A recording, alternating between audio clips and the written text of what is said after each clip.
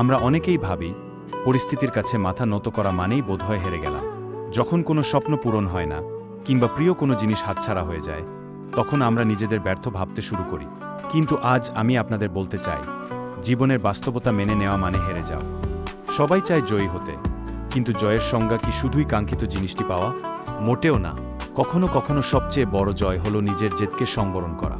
আপনি যখন জানবেন আপনার সামর্থ্য কতটুকু এবং পরিস্থিতি কি বলছে, তখন আপনি অন্ধের মতো দৌড়ানো বন্ধ করে সঠিক পথের সন্ধান পাবে।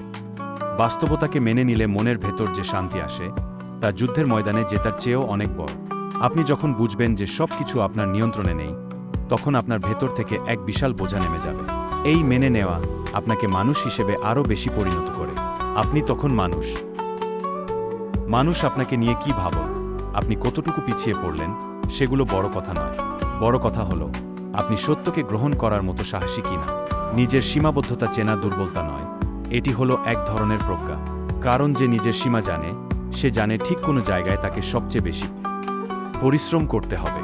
হয়তো আজ আপনার সময় ভালো যাচ্ছে না, হয়তো যা চেয়েছেন তা পাননি, কিন্তু এই বাস্তবতা মেনে নিয়ে আপনি যখন বুক চিতিয়ে দাঁড়াবেন, তখন দেখবেন পৃথিবী আপনাকে নতুন চোখে দেখছে। হেরে গিয়ে ফিরে আসা সহজ, কিন্তু সত্যকে মেনে নিয়ে নতুন করে শুরু করাটাই।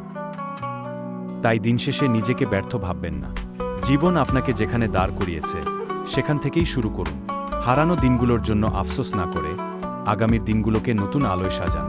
বাস্তবতা আপনাকে যতটুকু কেড়ে নিয়েছে, তার চেয়ে অনেক বেশি দিতে পারে, যদি আপনি মানসিকভাবে নিজেকে স্থির করতে পারেন।